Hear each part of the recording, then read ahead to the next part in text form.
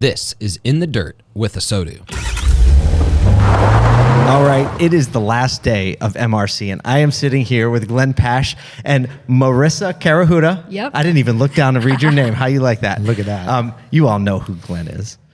He's been on the show many times. I have been. But Marissa is the marketing manager for PCG Digital. Yes, I am. So you're actually on a podcast with your boss. Yes, I am. Is that scary at all? No, not at all. I'm a little scared.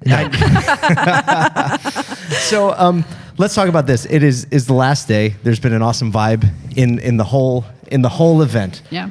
We brought in HR and creative to what has historically been just a very analytical conference.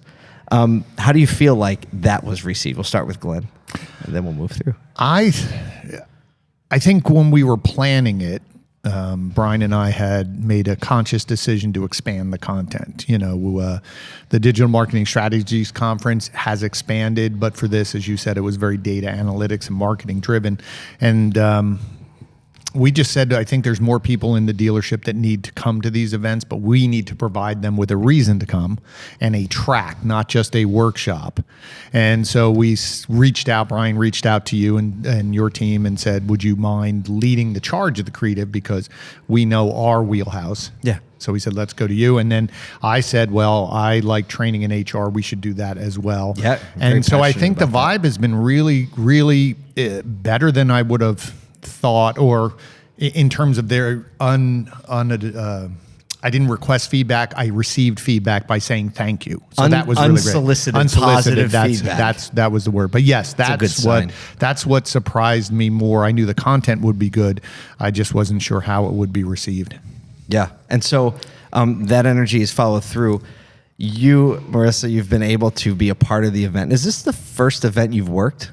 Yeah, this is the first time I've been in person. Right. So it's been exciting. So tell the people what your usual role is. What is your day-to-day? What are you trying to accomplish? So with my role is mostly I handle the marketing for the agency. So anything on the website, the social media, the emails, anything like that. So the new tracks, like the creative, really is incredible. Like being on that millennial Gen Z cusp, Yep. like always looking to expand, looking to make our creative better, and especially in the automotive industry, like standing out, being different. So it's been amazing. So do you feel like, were you a part of marketing the event? I helped out with that. More of like a liaison to that, of working alongside Glenn, coming up with ideas and stuff for marketing the event. Yep. And so you said on the cusp of the millennial Gen Z mentality. What is that mentality? Like, why do you think it is what it is? So I'm a zillennial. I'm that year never that's heard in the that middle. before. It's right when you're right there. Leave it to a zillennial to coin the term zillennial, right? Yep. So I think like it all depends, because sometimes, I've grown up with Facebook, Instagram. Like that's what I grew up with, and that's what I have known in my career of working in social media. It's the millennial part. Yes. And then the Gen Z part of that is a lot of my friends, my fellow coworkers and stuff are a couple years behind me, and moving into that TikTok mobile first video, very fast content is kind of like you get the best of both of that, and you have to learn how to balance that, because what I'm used to, but I have to move forward,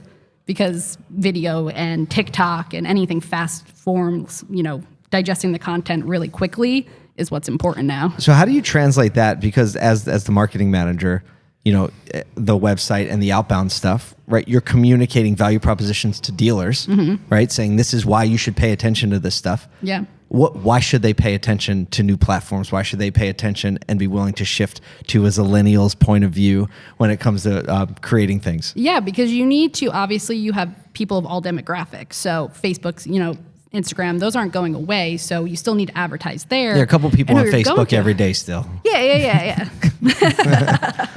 But with the way social media is moving, you need to adapt and move forward. So, TikTok advertising, that's massive. That's stuff we've been working on, creating playbooks, standards, so that way we can, move forward, educate dealers why they need to be on different platforms, because by the time we all get acquainted to TikTok, I'm sure there's going to be something new that we now have to get ready for. So. I know.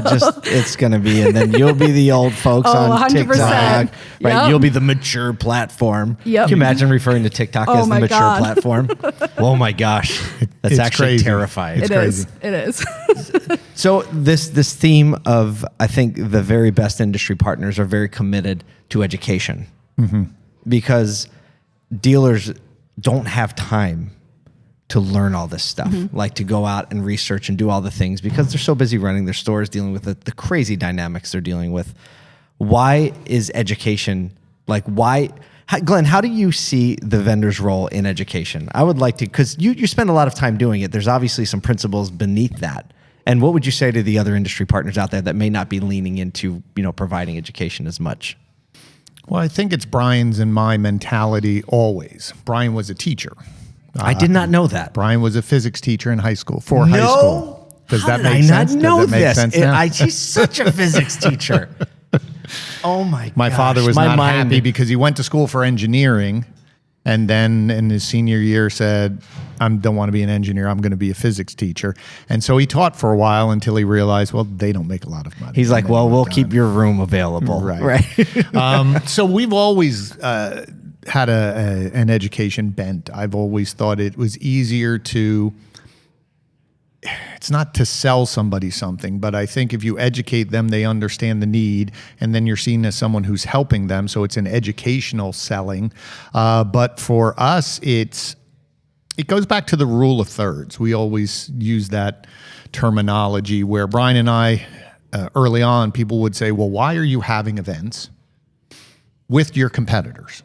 Present. Right there. Inviting them. And say, please stand on a stage and tell people about you. And they'd say that doesn't make any sense. And well, our philosophy always was there was enough for everybody. Yep. But once you're standing there, you're the orchestrator, then the vendors want to be with you and Absolutely. You learn more. It's your stage. But that rule of thirds was always, if I tell you everything I'm doing, just stand on stage literally, here's what I do. The one who does that now and probably one of the best is Gary Vaynerchuk. Stand there and say, I'll show you everything I do. And so Brian and I years ago would say, if I told you everything we do in terms of SEO, a third of the room is going to take it, go home and do it and go, thank you very much. And they'll be back for your next educational event. Yeah. A third of the people are going to take it and have all good intentions. And then they're see them. Right. Well, they're never going to do it because something distracted them. And then the third of them are going to try it and they can't do it. And they're going to come back to you and say, I need your help. So we always said, well, that's really almost 2/3 of the room that depends on you. And we always thought that was a better take. And I think for all vendors, I think the more that they can educate people on what the need is and why their product is valuable versus just trying to sell them the product, I actually think that wins people over because then they feel that you're going to be there to educate them when, to Marissa said, that next thing that comes along. Yeah. And here's how we're going to help you and iterate, or be a resource to say, well, I don't really do that, but Marissa does that. And I know Marissa and I trust Marissa. So go over to that vendor. I think that just gives you better credibility in the market. For sure. And I think for all vendors, they should be. And I think having these events, what we've been very proud of is the quality of our events. This one is our largest so far, but vendors know that one, there's quality people, other vendors, quality people in terms of the attendees, and the attendees know there's other attendees at their level. Or if I'm going to leave the dealership for some sort of education, these 3 days, it's worth it, are going to be the most valuable than if I go to other places. So I think that's really why. And so I think vendors should be at the proper events based on their product, or if they're willing to be that type of educational partner. Oh, man, that's great. It's like finding the other people. And it's like when you find the other people believe the same things you believe, everybody gets disproportionately ahead in a small period of time. Well, we're all collaborating. I mean, Brian did a really great thing. People have said, even at this conference, how did you get some of these people to sponsor who never sponsor, the Shift Digitals, United? Yeah. Right? How do you get all of these companies to collaborate on the GA4 when, or even in the past, how did you get the 3 website platforms to all sit on the same stage and have a conversation? Like no one ever did this. And it was just, well, this is all about education. This is not pitting people against each other. It's not a gotcha type of a conference where I'm going to get you there and then I'm going to embarrass you. It's always, we're all here to educate. And it is ultimately that philosophy. There's enough for everybody. You could have 1,000 clients. I could have 1,000 clients. We'd all be doing cartwheels down the street. And there's still thousands and thousands of people left for everyone else. Right. So why cut each other's throats? Why not be there to help And then, like you said, all of a sudden you start surrounding yourself with other vendors who want to be. And then this event is not just because of Brian or myself or Marissa. Look what your team brought to this creative track. Like the feedback has been phenomenal. So good. The HR track, people are like, thank you. And the people who came to educate said, I haven't had the opportunity. Other conferences aren't doing this. Yeah. Like that to me is the most exciting because 1 + 1 = 6. Yes. Right. The cohesiveness in the store across all the areas. Absolutely. Because it's easy to operate just that, like, I think marketing's the most important thing, or HR's the most important thing, or sales or tech. And, you know, it's good to have the people in those lanes that care so much about it. Right. But until there's like, hey, you all need each other and have somebody that brings it all together, it's easy. That's why 1 + 1 = 6 in that environment. Marissa, we're heading into 2023. A lot of stuff's changing and shifting. What is your hope for PCG marketing? Like, what would you like to accomplish in 2023? I definitely want to like diversify our social media content. That's a big thing. I want to get the teams really involved, get everybody excited, create more videos, and just find a way to connect more with our audience. Just so that we can keep everybody engaged. We, create a lot of great resources, and we want everybody to get that education. Like Glenn's saying, like creating stuff to help the industry. So finding ways to be more creative with it and getting that word out Broaden there. it out a little bit. All right. So we're looking out for diversified social content for PCG. Hold me to it. We're going to hold you to that. Glenn, for the whole company, what are you leaning into for 2023? I think from the education side, continuing to provide great education and growing the conferences. So that's excitement, and creating our online university, expanding that content. So we do get a lot of people reaching out and saying, could you train us, coach us, develop our teams? Yeah. But from the agency side, our goal is to, we want to grow that customer base and find more partners that want what we deliver, which is not cookie cutter. It is customized. Yeah. We are looking at a lot of different things besides just what you're paying us to do in terms of whatever marketing it is. So that's really our goal. I'd like to expand our client base, 50%. You add another 50% on. I know that's big ambitious, goal. man. But I think it